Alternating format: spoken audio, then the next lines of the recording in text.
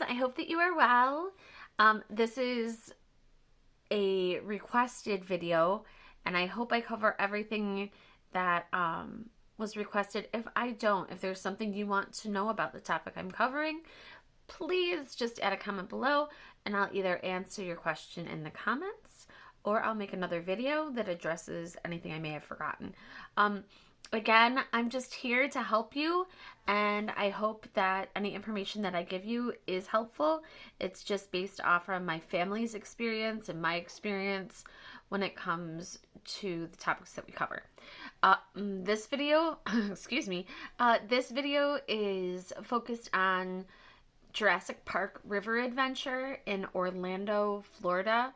It is at Universal Studios Islands of Adventure, and which is different than the Jurassic Park ride in Universal in California.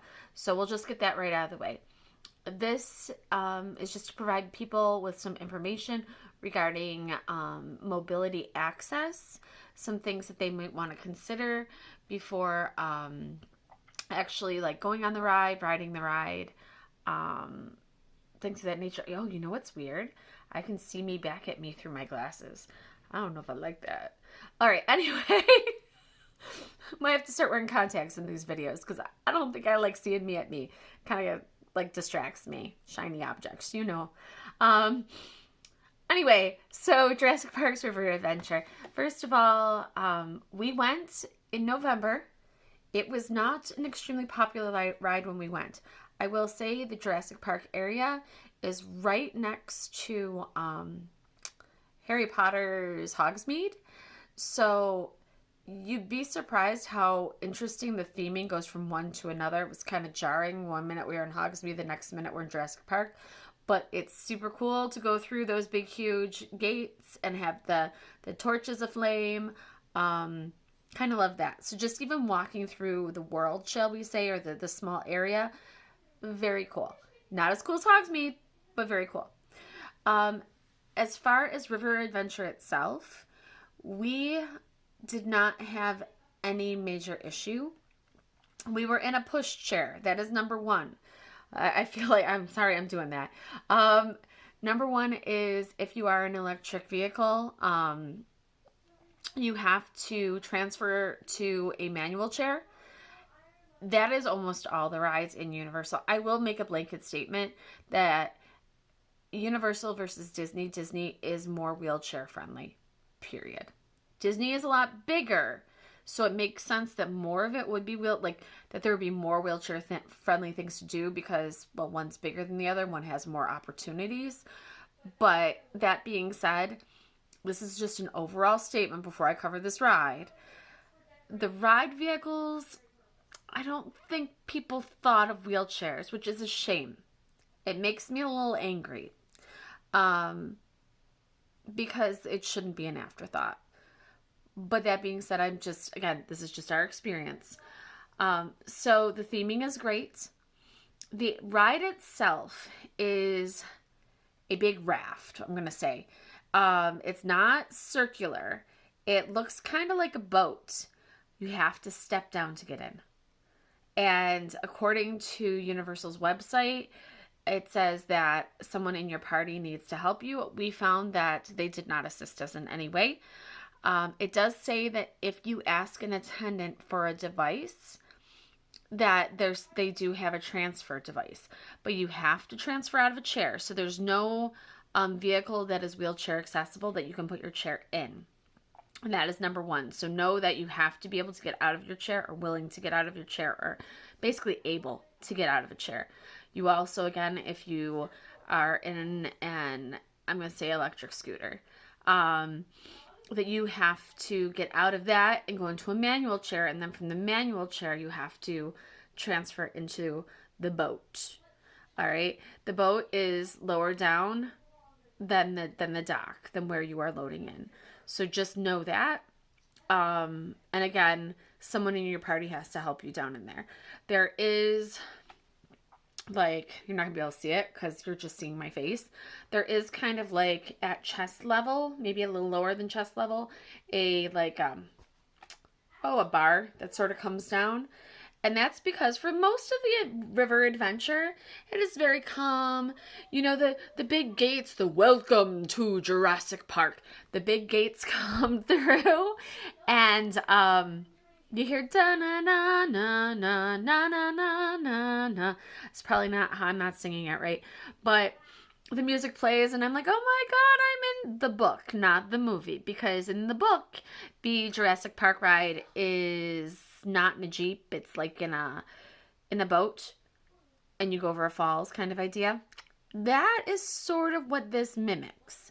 Okay, you go through, the little dragon does the spitty thing with the little like spitty. And you go by, I will say, it's not a dragon, it's a dinosaur. I just called it a dragon. I'm sorry. Jurassic Park, you have dinosaurs, not dragons. Again, it's late at night. I'm not thinking right now. So, that being said, the animatronics, you can tell they're old. Some of those dinos are a little rough shape. I think it would look better at night. This is not a disability. This is just an opinion. I think probably with the lighting, they look way cooler at night. Still a good ride. You get to a certain part and you veer off and the Raptor Enclosure is open and you can tell that things are just not good. And then the ride takes you into like a building and there's flashing lights, heads up, and fog. So if those are issues, flashing lights, my friends that have issues with flashing lights, there are strobes. Heads up with that. And you go up one of those like when you're on a log flume ride and it's like, you will go up one of those. So you know you're going to be going down a huge waterfall at the end, right? And it's steep. We're talking like a roller coaster kind of hill. You get up and you're up inside and you know something bad's going to happen. And of course something does, but I'm not going to tell you what because that would ruin the ride now, wouldn't it? But I will tell you, and here's where my friends that might have some issues with I'm going to say with their core, potentially. Yes, you have a bar in front of you. Again, why am I doing this with my arm? You can't see my arm. So they have a bar in front of you to kind of keep you in place. But you do go down quite a hill. I'm going to call it a hill. It's supposed to mimic a waterfall, right? So you're going up and up and up and up and then it goes and so you just have to be able to maintain. You're not going to fly out of your seat or anything, but you need to be able to hold your neck. Here we go. You're going to be able to hold your neck and your head upright. So that has to be good. And if you're mushed in next to people, that should help keep you from like falling side to side. But I would think that would just be something that you want to think about. If you're not a fan, again, not a mobility issue, just an honesty issue. If you are not a fan of getting wet, some people love it, some people dislike it. In November, it wasn't on the top of our list. We actually rode it just as it was starting to sprinkle, so it was kind of the perfect time to ride it. And the people in the front, well, everyone probably will get wet. We got wet, but we were not soaked. We were sort of in the middle. I want to say like, I don't remember how many rows there were. I want to say there were like maybe like 6 or 7 rows, and we were like the third or the fourth, and did not get very wet. But people way in the back got wet, and people right in the front got wet. It's very hard to avoid getting wet. So just realize that if you're like a person that doesn't enjoy getting wet, a water ride is probably a poor choice. And this one you will get wet. But not soaked. Well, I guess it depends on where you're sitting. I think you can avoid getting soaked if you choose your seat wisely. Choose towards the middle and you should be fine. But as far as actual transfer, what the actual transfer things look like, we did not get to use one. As most of my experience was at Universal, my daughter was in a chair We had very few team members offer to help get her on rides, get her off rides. We lost the chair several times. They said it would be at the end of the rides, and it wasn't. Again, if we were prepared for this, it probably wouldn't have rattled me as much as it did. I think you just need to be ready for it because, again, Disney is very different than Universal. Disney's bigger, Universal's smaller, and that also goes with people to help, right? So me trying to justify it in my head, I just don't think they have the team members or cast members that maybe as many to help out, maybe. Or, so yeah, they didn't help us on the ride. I didn't know there was a transfer chair until I started researching and found out that there is a transfer device. Now, I don't know what that looks like. I'm not going to lie. But I can tell you that you have to step down to get in the vehicle. And I can also tell you that you have to ask them specifically for the transfer device.